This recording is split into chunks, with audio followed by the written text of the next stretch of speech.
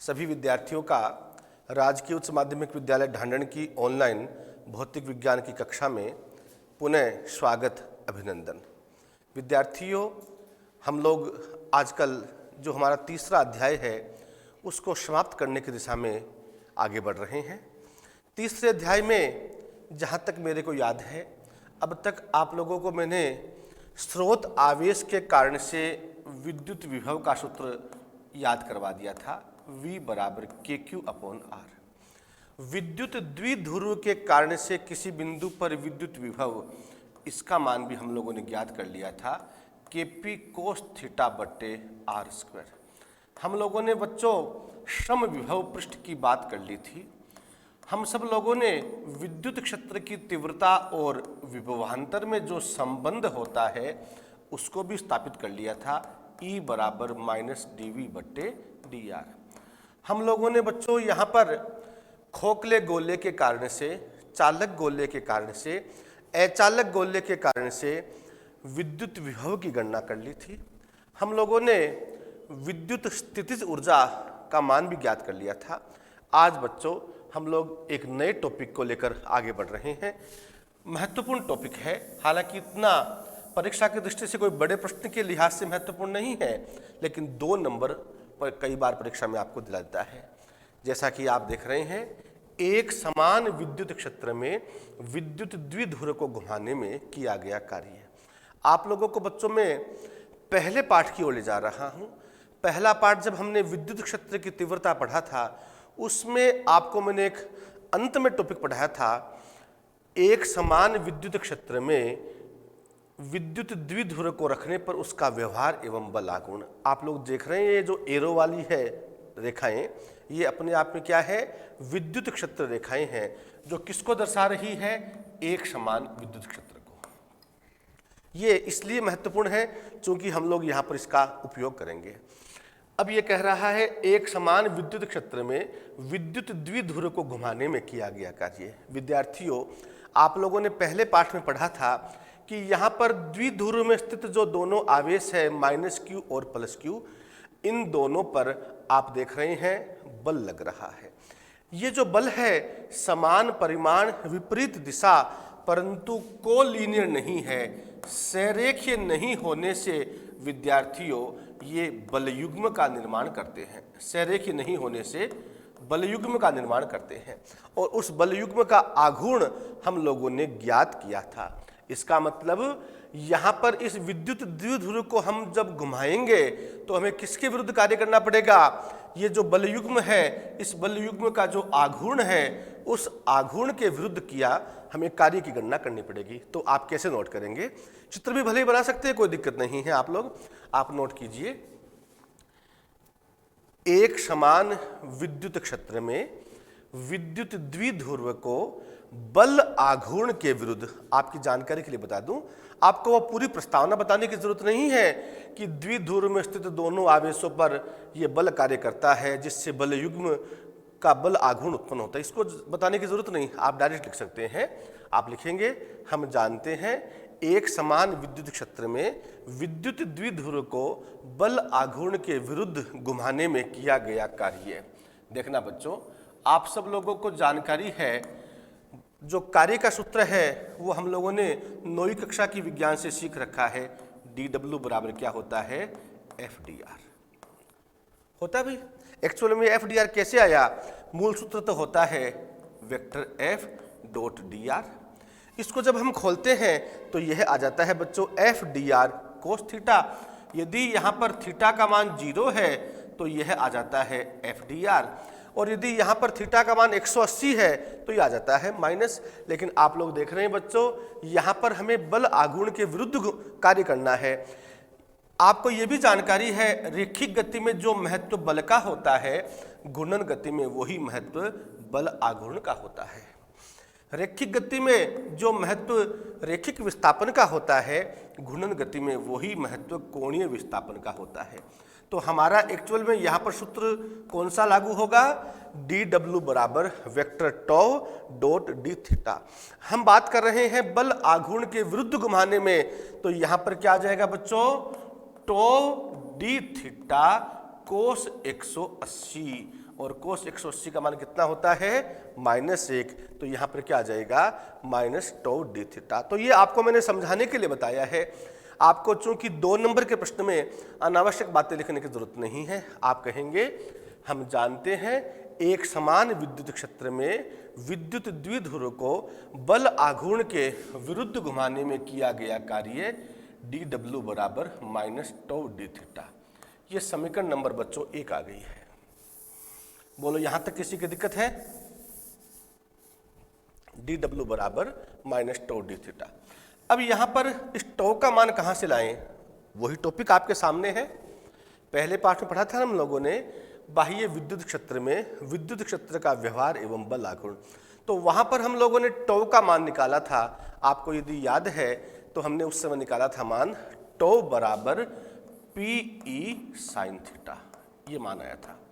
अब वहां पर आपको एक छोटी सी बात मैंने उस समय भी बताई थी, आज पुनः बता रहा हूं।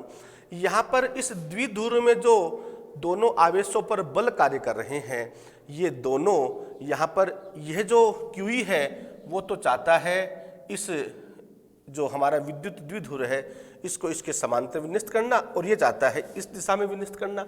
इसका मतलब वहाँ पर भी हम लोगों ने जो कार्य किया था वो बल के विरुद्ध किया था। तो टो बराबर क्या आ जाएगा माइनस PE साइन थीटा। तो आप लिखेंगे द्विध्रुव के विद्युत क्षेत्र में व्यवहार एवं बल आघूर्ण के आधार पर, नोट कीजिए, विद्युत द्विध्रुव के विद्युत क्षेत्र में व्यवहार एवं बल आघूर्ण के आधार पर टो बराबर माइनस PE साइन थीटा। ये समीकरण नंबर 2 आ गई। द्विध्रुव के विद्युत क्षेत्र में व्यवहार एवं बल आघूर्ण के आधार पर टो बराबर माइनस PE साइन थीटा, समीकरण नंबर 2 आ गई।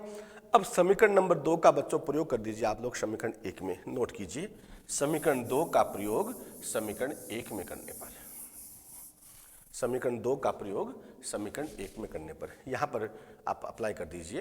तो dw बराबर आ जाएगा विद्यार्थियों, टो में खुद में माइनस, यहां पर माइनस पहले से है तो माइनस माइनस गुणा होकर प्लस हो जाएगा। आप लोग यहां पर एक बात आपको और मैं क्लियर कर दूं, यदि आप परीक्षा में ये निशान वगैरह माइनस का लगाना भूल जाते हैं तो आपकी गलती नहीं मानी जाएगी, कभी भी आपके मार्क्स नहीं काटे जाएंगे। इसलिए इस बात से आप विचलित मत होना कि हमारी किताब में माइनस है या प्लस है, कोई चिंता की जरूरत नहीं है। तो dw बराबर ये आ गया बच्चों, ये माइनस माइनस प्लस हो गया, PE sign theta D theta. समीकरण नंबर 3, आप लोगों का जो टारगेट है वो विद्युत द्विध्रुव को घुमाने में जो कार्य है उसकी गणना करनी है। मान लेते हैं बच्चों कि इस विद्युत द्विध्रुव की जो स्थिति है, वर्तमान स्थिति, वह है θ1 की स्थिति। ये हो सकती है स्थिति, ये मान लीजिए θ1 की है, और अब हम चाहते हैं इसको इस स्थिति में, ये स्थिति हो गई मान लीजिए θ2। तो हम क्या बोलेंगे, एक समान विद्युत क्षेत्र में विद्युत द्विध्रुव को θ1 से θ2 तक घुमाने में किया गया कुल कार्य। नोट कीजिए, एक समान विद्युत क्षेत्र में विद्युत द्विध्रुव को इसकी स्थिति θ1 से θ2 तक घुमाने में किया गया कुल कार्य है। θ1 से θ2 तक घुमाने में किया गया कुल कार्य। आपको जानकारी है जब कुल कार्य की गणना करनी होती है हम क्या कर देंगे, समीकरण 3 को इंटीग्रेट कर देंगे, और इस इंटीग्रेशन की सीमा कहां से कहां तक आ जाएगी, θ1 से θ2। तो आप लिख सकते हैं इंटीग्रेशन dw बराबर ये आ गया integration PE sign theta D theta, और यहां पर सीमा लगा दीजिए बच्चों θ1 से θ2। समझ में आ रही बात? आगे बढ़ते हैं। बाएं पक्ष में है 1 dw, आप सबको पता ही है 1 dx का समाकलन अक्ष, 1 dt का t, तो 1 dw का w, किया गया कुल कार्य w। अब इस समाकलन को सोल्व करना है बच्चों। लिखा हुआ डी थीटा, यदि dx होता इसका मतलब अक्ष के सापेक्ष समाकलन, dy होता y के सापेक्ष, डी थीटा है थीटा के सापेक्ष, तो थीटा रहित पदों को आप बाहर ले लेंगे। तो बच्चों PE तो बाहर आ गया और अंदर आ गया है θ1 से θ2, ये आ गया बच्चों साइन थीटा डी थीटा। गणित के विद्यार्थियों को तो अवकलन समाकलन में कहीं कोई प्रॉब्लम नहीं होती है, बायो के स्टूडेंट को थोड़ी बहुत परेशानी होती है, लेकिन बायो के बच्चे हैं वो मैथ्स वाले बच्चों की तुलना में अवकलन समाकलन पर ज़्यादा गंभीरता से ध्यान देते हैं, तो उनकी गलती की संभावना कम रहती है। साइन थीटा का समाकलन करना है। आप लोगों को पता है समाकलन अवकलन का व्युत्क्रम संकारक होता है। देखो आपकी जानकारी के लिए बता दूं, डी बट्टे D theta of sine theta is equal to cos theta. इसका मतलब क्या होगा, कोस थीटा का समाकलन साइन थीटा। डी बट्टे D theta of cos theta is equal to minus sine theta. इसका मतलब क्या हो गया, माइनस साइन थीटा का समाकलन क्या होगा, प्लस कोस थीटा। हमारे पास में बच्चों प्लस साइन थीटा, तो प्लस साइन थीटा क्या हो जाएगा, माइनस कोस थीटा। तो वैल्यू आ जाएगी और W बराबर PE। इसकी जगह क्या लिख सकते हैं, साइन थीटा का समाकलन क्या हो जाएगा, माइनस कोस थीटा। ये आ गया बच्चों माइनस कोस थीटा। और आप लोग कहें तो यहाँ पर इस माइनस को मैं पहले बाहर लिख दूं। इसकी सीमा लगा देते हैं, कहाँ से कहाँ तक भाई, θ1 से θ2। समझ गए। अब आप लोगों को क्या करना है, इस थीटा के स्थान पर पहले उच्च सीमा माइनस निम्न सीमा आगे सोल्व कर देते हैं। तो यह वैल्यू आ जाएगी W बराबर, ये माइनस का निशान है माइनस PE। अब बच्चों आगे आ जाएगा ये कोस थीटा की जगह आ गया कोस θ2 माइनस कोस θ1। यदि आप लोग यहाँ पर माइनस कॉमन ले लेते हैं, माइनस कॉमन लेंगे तो बच्चों यह माइनस बाहर आ जाएगा, इसको बना देगा प्लस, तो W बराबर PE। और उस कंडीशन में माइनस कॉमन ले लिया तो ये तो हो जाएगा माइनस का और ये हो जाएगा प्लस का, तो यह आ जाएगा बच्चों कोस θ1 माइनस कोस θ2। आगे बात समझ में। तो इस प्रकार से बच्चों यह आ गया है एक समान विद्युत क्षेत्र में विद्युत द्विध्रुव को घुमाने में किया गया कार्य। अब कई बार बच्चों परीक्षा में 1 नंबर का प्रश्न ऐसा आता है कि एक समान विद्युत क्षेत्र में विद्युत द्विध्रुव को उसकी स्थिति θ1 बराबर 0 से θ2 बराबर 90 डिग्री तक घुमाने में किए गए कार्य का मान लिखो।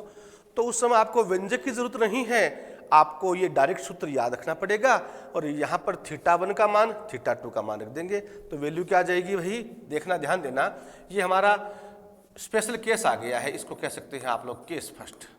केस फर्स्ट में θ1 0 और θ2 90, तो उस कंडीशन में आ जाएगा W बराबर PE। यहाँ पर क्या आ जाएगा बच्चों, कोस θ1 कोस 0 माइनस कोस θ2 कोस 90। अब आप सबको जानकारी है कोस 0 की वैल्यू तो 1 और कोस 90 की वैल्यू 0। कोस 0 का मान 1, यहाँ पर कोस 90 की वैल्यू 0, तो 1 माइनस 0 अंदर क्या रह गया 1, तो W बराबर आ गया है PE। ध्यान रखना बच्चों, जब आप विद्युत द्विध्रुव को इसकी प्रारंभिक स्थिति 0 डिग्री से अंतिम स्थिति 90 डिग्री तक घुमाते हैं तो किया गया कार्य कितना आ जाएगा, PE। समझ में आ रही बात। आगे बढ़ते हैं बच्चों।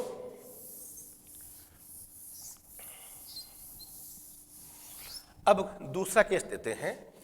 सेकंड केस में ये स्थिति बन सकती है θ1 बराबर तो है बच्चों 0 डिग्री और θ2 है 180 डिग्री। तो उस समय घुमाने में किया गया कार्य कितना आ जाएगा, आपके सामने है W बराबर PE। अंदर क्या था बच्चों, कोस θ1 कोस 0 माइनस कोस θ2 कोस 180। आपको जानकारी है कोस 180 यानी कोस पाई, कोस में जितनी भी विषम पाई होती है 1 पाई 3 पाई 5 पाई उन सब का मान -1, तो यहाँ पर क्या आ जाएगा ये -1, तो वैल्यू आ जाएगी W बराबर PE। कोस 0 की वैल्यू बच्चों 1, माइनस का निशान, कोस 180 का मान -1। अब ये माइनस माइनस क्या बना देगा प्लस, तो 1 + 1 = क्या हो गया 2, तो W बराबर आ गया 2 PE। तो कहने का मतलब जब इसको 90 डिग्री तक विस्थापित किया गया था, घुमाया गया था, तब तो कार्य आया था Pe, और इसको 180 डिग्री तक घुमाते हैं तो कार्य आ गया इसका जस्ट डबल। क्लियर होगी बात? तो इस प्रकार से हमारा जो तीसरा अध्याय है वो लगभग समाप्त होता है। एक इसमें आखिरी टॉपिक है, उसको पढ़ लेते हैं। आखिरी टॉपिक है, हेडिंग डालिए आप लोग, एक समान विद्युत क्षेत्र में विद्युत द्विध्रुव की स्थितिज ऊर्जा। एक समान विद्युत क्षेत्र में विद्युत द्विध्रुव की स्थितिज ऊर्जा।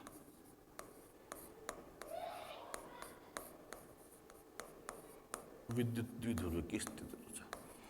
बच्चों, आप लोगों को कभी भी एक टॉपिक उससे रिलेटेड जो हमने पढ़ा है उसको पढ़ने के बाद में उससे संबंधित यदि कोई भी टॉपिक आता है तो घबराने की जरूरत नहीं है, आप आसानी से उसके निष्कर्ष तक पहुंच सकते हैं। हम सब लोगों को जानकारी है बच्चों, जहां भी ऊर्जा शब्द आ जाता है, चाहे वो स्थितिज ऊर्जा हो, चाहे वो गतिज ऊर्जा हो, चाहे वो गुरुत्वीय ऊर्जा हो, चाहे वो नाभिकीय ऊर्जा हो, जहां भी ऊर्जा आ गई इसका मतलब हम लोगों को बच्चों यहाँ पर कार्य का उल्लेख करना आवश्यक है। तो इसका मतलब यहाँ पर विद्युत द्विध्रुव की जो स्थितिज ऊर्जा है वो एक्चुअल में किसके बराबर है? कार्य के बराबर। कौन सा कार्य है? जो विद्युत द्विध्रुव को अनंत से, क्योंकि विद्युत विभव की परिभाषा क्या कहती है? एकांक धनावेश को अनंत से। तो यहां पर क्या आ जाएगा भाई? विद्युत द्विध्रुव को अनंत से विद्युत क्षेत्र में किसी स्थिति तक, वो स्थिति हो सकती है बच्चों थीटा हो गई और अन्य हो सकती है, तो अनंत से किसी स्थिति तक लाने में किया गया कार्य विद्युत द्विध्रुव की स्थितिज ऊर्जा कहलाती है।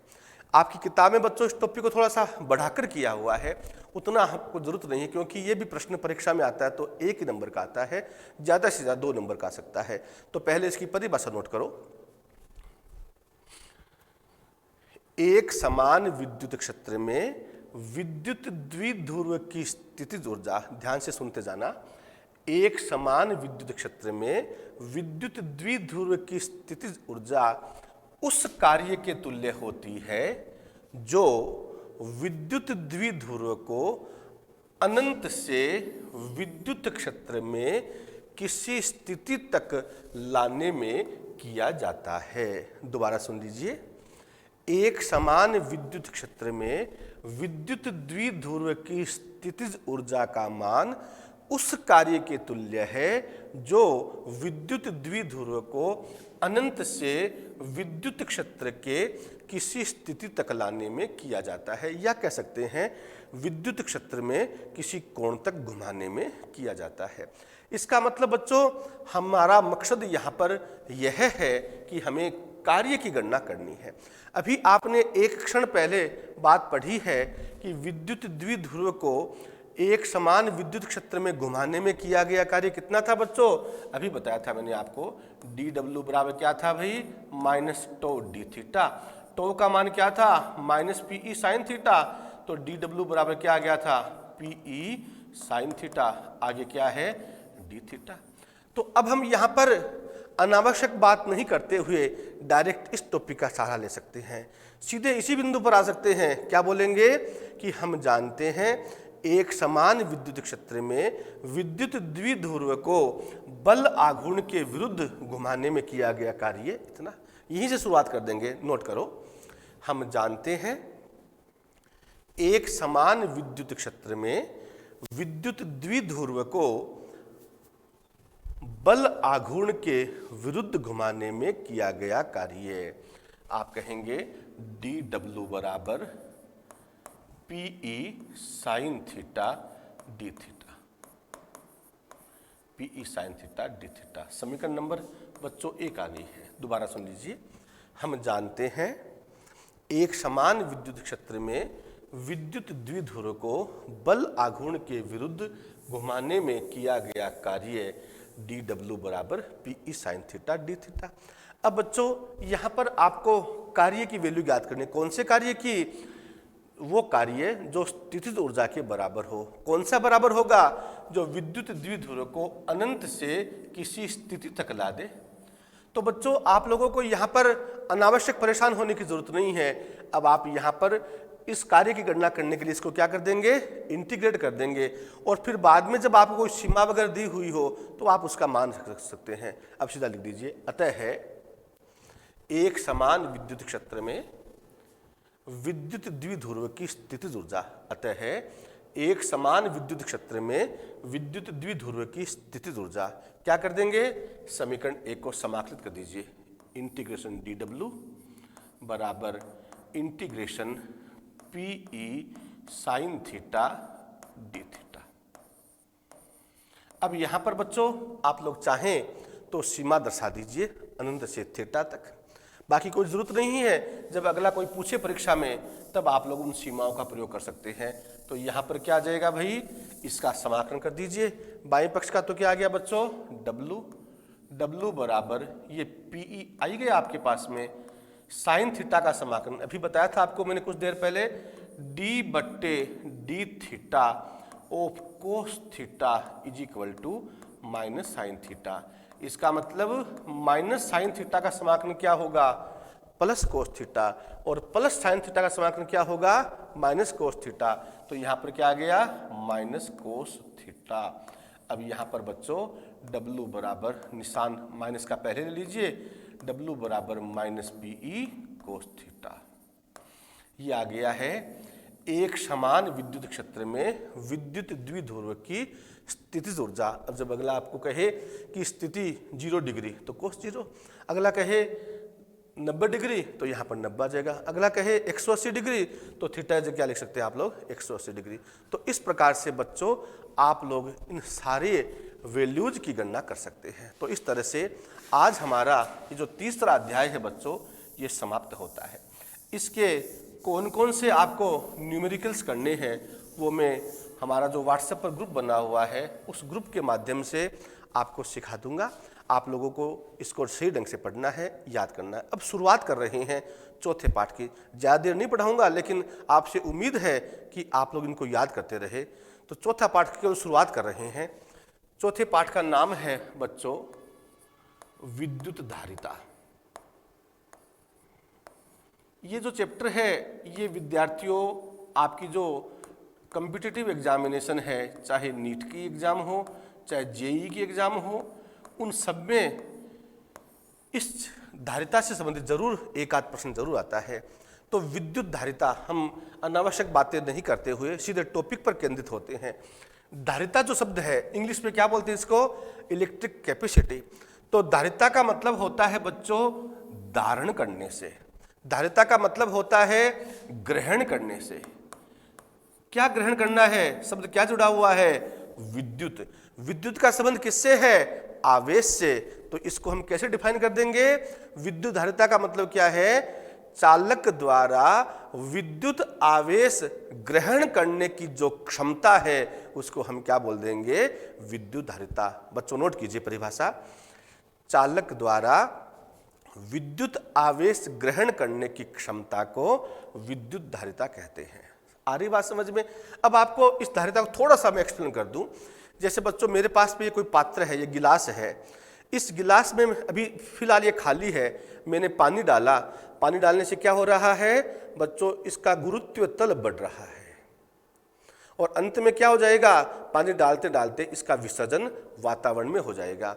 तो ठीक उसी प्रकार से जब हम चालक को बच्चों आवेश देते हैं, पात्र में पानी डालते हैं तो उसका गुरुत्व तल बढ़ता है। चालक को जब आवेश देते हैं तो उसका बच्चों विद्युत तल बढ़ता है, और विद्युत तल का मतलब क्या हो गया, विद्युत विभव। तो हम कैसे डिफाइन करेंगे, हम यह कहेंगे कि जब चालक को आवेश दिया जाता है तो उसका विद्युत तल बढ़ता है, और विद्युत तल का मतलब विद्युत विभव। इसका मतलब क्या हो गया, इसका मतलब यह हो गया है कि जो विद्युत विभव है उसमें वृद्धि किसकी वजह से हो रही है, आवेश की वजह से। आपने आवेश दिया तो विद्युत विभव में वृद्धि होगी, तो हम इसको गणित की भाषा में कह सकते हैं Q प्रोपोर्शनल टू V। चालक को जब हमने आवेश दिया तो उसका विद्युत तल बढ़ गया, विद्युत विभव बढ़ गया, इसका मतलब अर्थात Q समानुपाती V।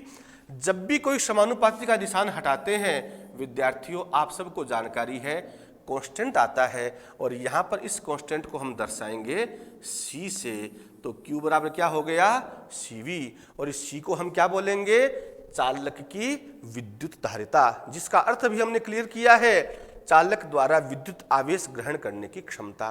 तो धारिता क्या हो गई, चालक द्वारा आवेश ग्रहण करने की क्षमता।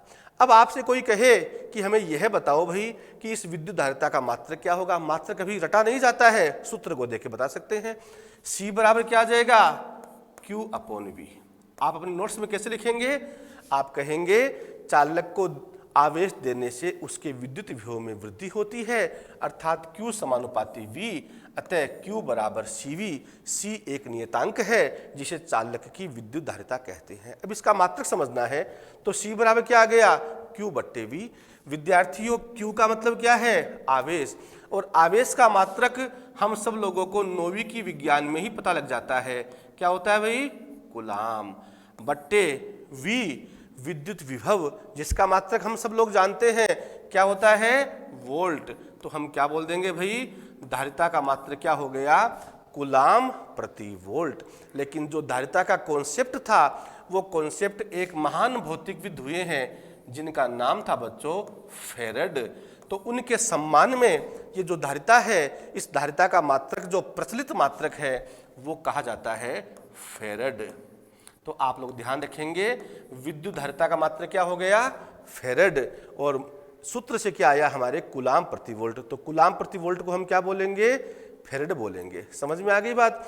फेरेड बच्चों अपने आप में एक बड़ा मात्रक होता है, इस कारण से हम लोग जब भी धारिता की बात करते हैं तो इसका जो मात्रक है वो हम लोग छोटे मात्रक, एक तो ये है μF जिसको बोलते हैं माइक्रोफेरेड, और एक होता है ये PF जिसको बोलते हैं पिक्रोफेरेड। तो हम लोग जब भी धारिता की बात करते हैं तो फेरेड के स्थान पर छोटे मात्रक माइक्रोफेरेड और पिक्रोफेरेड काम में लेते हैं। आपकी जानकारी होनी चाहिए कि आखिर में माइक्रोफेरेड का फेरेड से क्या लिंक है, पिक्रोफेरेड का फेरेड से क्या लिंक है। एक माइक्रोफेरेड, माइक्रो शब्द जहाँ पर भी आता है हम सब लोगों को गणित में सिखाया जाता है 10⁻⁻⁶, तो एक माइक्रोफेरेड बराबर हो गया 10⁻⁻⁶ फेरेड। और जब पिक्रो की बात आती है, पिक्रो का मतलब 2 बार माइक्रो, माइक्रोफेरेड, एक माइक्रो का मतलब 10⁻⁻⁶, 2 बार माइक्रो आती है 10⁻⁻12, तो एक पिक्रोफेरेड बराबर हो गया 10⁻⁻12 फेरेड। ये आप लोगों को जानकारी रखनी है। तो इस प्रकार से बच्चों धारिता का अर्थ जान लिया, धारिता का मात्रक जान लिया। अब लास्ट में एक छोटी सी लाइन लिख लीजिए आप लोग, ये जो धारिता है उसको कारक कौन कौन से प्रभावित करते हैं, कैसे करते हैं, तो आप नोट कीजिए। धारिता को जो प्रभावित करने वाले कारक है, जैसे जैसे हम इस चैप्टर में आगे बढ़ते जाएंगे हमारे स्वतः स्पष्ट हो जाएगा कि ये किस प्रकार से प्रभावित करते हैं। लेकिन फिलहाल आप लोग कारकों के नाम लिख लीजिए। परीक्षा में 1 नंबर का प्रश्न आता है चालक की धारिता को प्रभावित करने वाले किन्हीं 2 कारकों के नाम लिखो। तो आप हेडिंग डालिए धारिता को प्रभावित करने वाले कारक। तो इस कारकों में नंबर 1 तो है बच्चों जो भी चालक है उस चालक का आकार क्या है, क्योंकि आपने बात शुरुआत में यही कही है कि चालक द्वारा आवेश ग्रहण करने की क्षमता को धारिता कहते हैं। तो धारिता को प्रभावित करने वाला सबसे पहला कारक क्या हो गया है चालक का आकार। आप कह सकते हैं चालक की त्रिज्या, क्योंकि त्रिज्या और आकार एक दूसरे से रिलेटेड है। जब त्रिज्या बढ़ती है या घटती है तो क्षेत्रफल बढ़ सकता है, बढ़ेगी तो क्षेत्रफल बढ़ेगा, त्रिज्या घटेगी तो क्षेत्रफल घटेगा। तो पहला कारक हो गया चालक का आकार, त्रिज्या तथा क्षेत्रफल। तो नंबर 1 लिख लीजिए। धारिता को प्रभावित करने वाले कारकों में नंबर 1 चालक का आकार, कोमा त्रिज्या तथा क्षेत्रफल। ये कैसे बढ़ेगा, कैसे प्रभावित करेगा, इसकी चर्चा हम कल करेंगे। दूसरा जो कारक है, दूसरा कारक है बच्चों चालक जो है, आप जिस चालक की बात कर रहे हैं उस चालक के पास में अन्य कोई चालक रखा हुआ है, उस पर आवेश कितना है उससे भी यह प्रभावित होता है। तो नंबर 2 लिख दीजिए। चालक के समीप अन्य चालक के उपस्थिति पर, चालक के समीप अन्य चालक की उपस्थिति पर, चालक के समीप अन्य चालक की उपस्थिति पर, ये इसका दूसरा कारक है। और तीसरा होता है बच्चों हम सब लोग पहले पाठ से बात पढ़ते आ रहे हैं।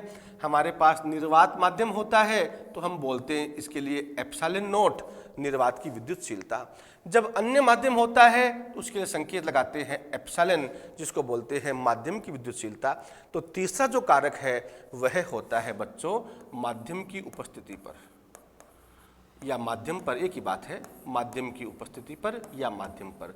तो इस प्रकार से विद्यार्थियों ये 3 ऐसे कारक हैं जो चालक की धारिता को प्रभावित करते हैं। बाकी जो बात है वो हम कल पढ़ेंगे, लेकिन आपसे ये उम्मीद है कि हम जो कुछ पढ़ा रहे हैं आप उनको रिवाइज करते रहेंगे, ऐसी आप लोगों से उम्मीद है। एक बार पुनः आप सबका स्वागत, अभिनंदन, धन्यवाद।